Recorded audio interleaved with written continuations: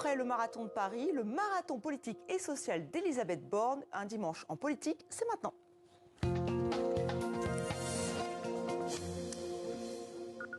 La réforme des retraites de nouveau à l'agenda. Elisabeth Borne a convié à partir de demain lundi les groupes parlementaires et partis dans le but, je cite, d'apaiser le pays, de dialoguer avec tous les acteurs sur la méthode. Benjamin Morel, bonsoir. Bonsoir. Vous êtes maître de conférence en droit public à l'université Paris-Panthéon-Assas. Une volonté d'apaisement donc, et pourtant la chef du gouvernement refuse toujours de mettre en pause, non pas de remettre, mais de mettre en pause le texte. Elle l'a dit vendredi. Alors pourquoi se lancer dans des consultations alors que déjà une partie de la gauche a dit qu'elle n'ira pas? Alors aujourd'hui, on a une volonté pour le gouvernement à la fois d'essayer de rentrer dans d'autres sujets et donc d'ouvrir d'autres dossiers. Donc peut-être, même si la question des retraites n'est pas réglée, eh bien rentrer en dialogue avec les syndicats sur d'autres sujets. Et de l'autre côté, il y a une volonté également de montrer que ce gouvernement est ouvert au dialogue.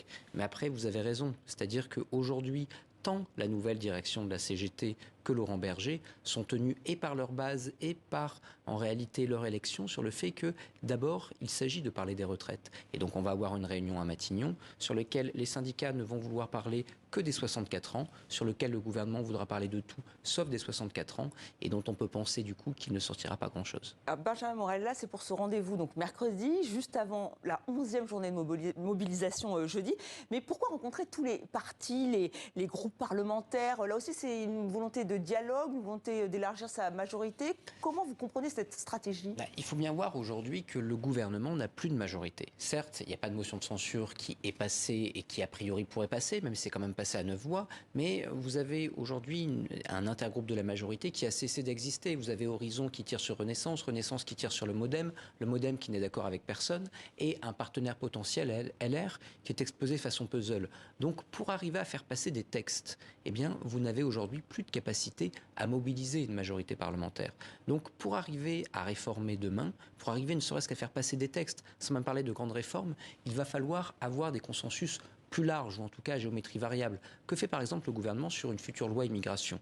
Il dit, je la saucissonne, j'en mets une partie qui pourrait passer avec les votes de la gauche, une partie qui pourrait passer avec les votes de la droite, en espérant que la droite et la gauche ne verront que du feu dans le fait que je saucissonne le texte, qui évidemment est totalement improbable. Donc on voit qu'on a un vrai malaise pour Elisabeth Borne, qui n'a plus de majorité, qui a des partenaires sociaux avec qui elle voudrait éventuellement pactiser, mais qui ne veulent parler que de retraite, ce qui crée une crise politique, ce qui implique des consultations. Alors effectivement, avec cette nouvelle venue, Sophie Binet, nouvelle patronne de la CGT, c'est la première fois qu'une femme prend la tête de ce syndicat, deuxième grand syndicat français, mais très divisé.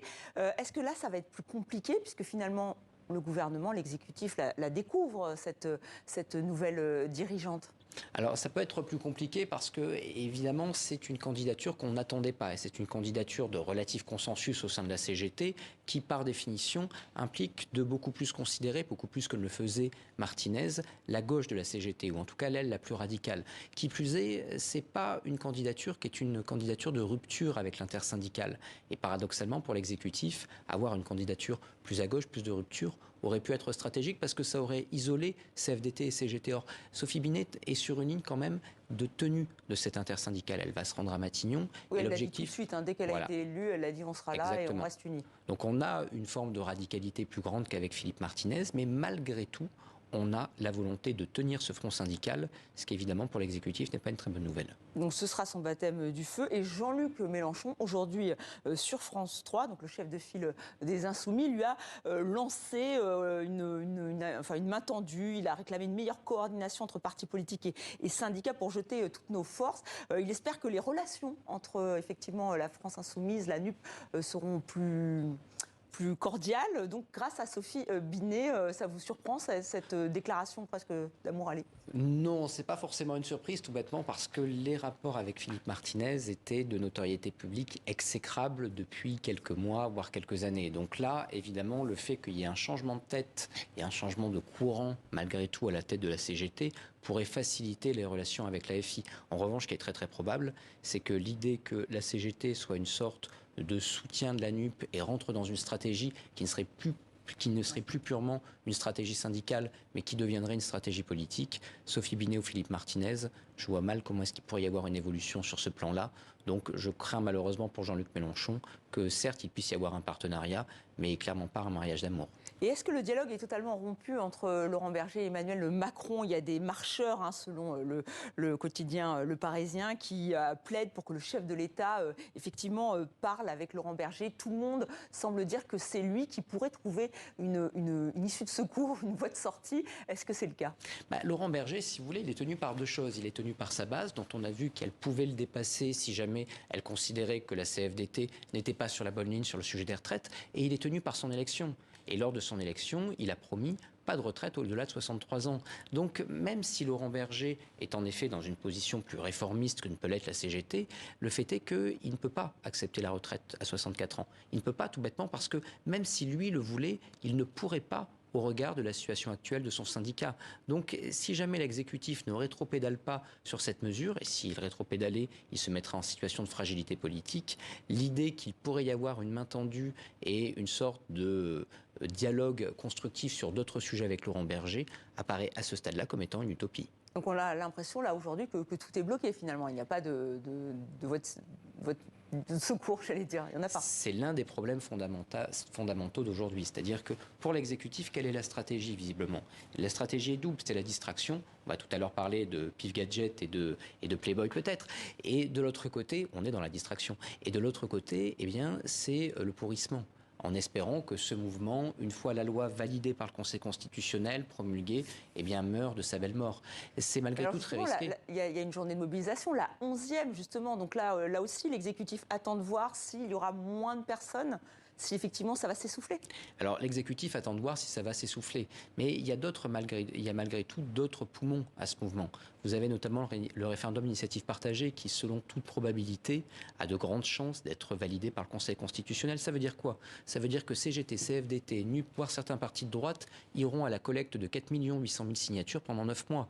Donc ça va laisser l'idée que la réforme des retraites est encore cet élément dirimant qui empêche tout dialogue entre les syndicats et de l'autre côté le gouvernement.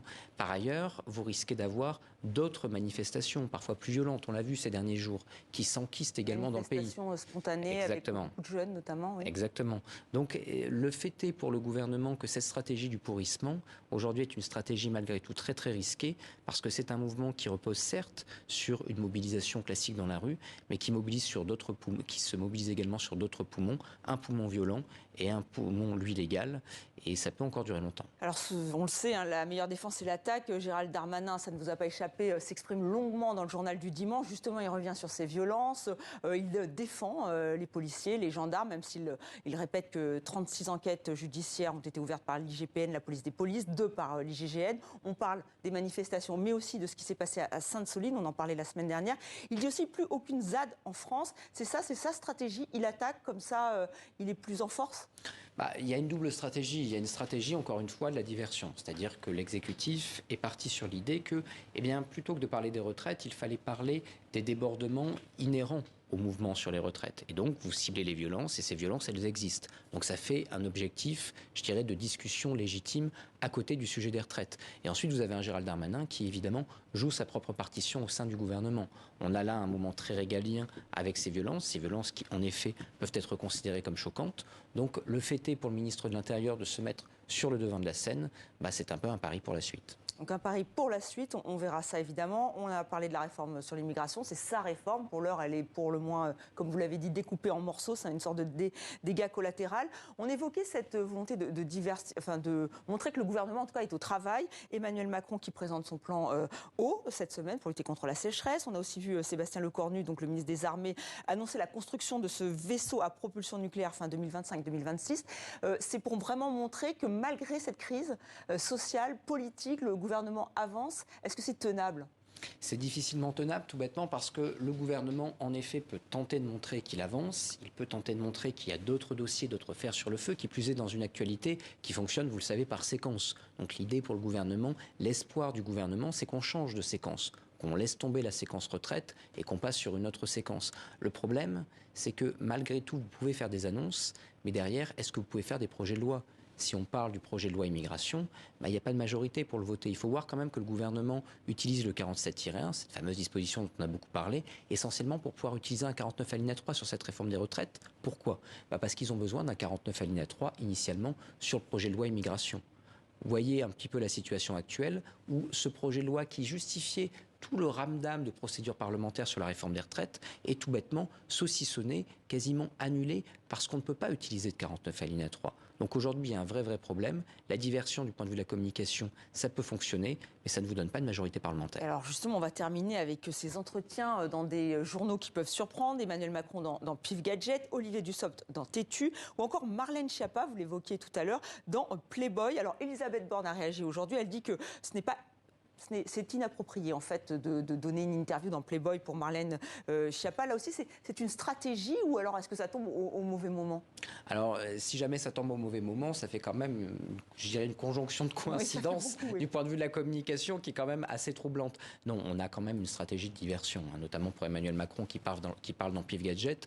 De quoi vous parlez pendant 2 jours si jamais vous avez un Emmanuel Macron qui parle dans Pif Gadget, qui parle dans Pif Gadget ou de Marlène Schiappa qui parle dans Playboy. Vous parlez justement de la forme de la communication, qu'importe le fond. L'important, c'est le support. Et donc là, on est dans quelque chose d'assez éculé du point de vue de la communication. Quand sur le fond, vous êtes en difficulté, arrangez-vous pour qu'on se concentre sur le support, sur la forme. Évidemment, ça peut faire un peu de mal à l'image, mais c'est toujours mieux que de parler des retraites. Cette stratégie-là, est-ce qu'elle convient à une période de crise politique quand même aiguë ? C'est pas tout à fait évident. Aujourd'hui, on a peut-être un peu l'impression que l'exécutif n'a pas vraiment pris la mesure d'une crise qui, quand même, sous la Ve République, défiance de la rue qui se mobilise, défiance de l'opinion, rue qui se mobilise et absence de majorité parlementaire apparaît quand même comme étant une première. Voilà, on va continuer à en parler pendant plusieurs dimanches, notamment avec vous. Non, on n'a pas fini. Merci beaucoup Benjamin Morel d'avoir participé à ce dimanche en politique. À très bientôt.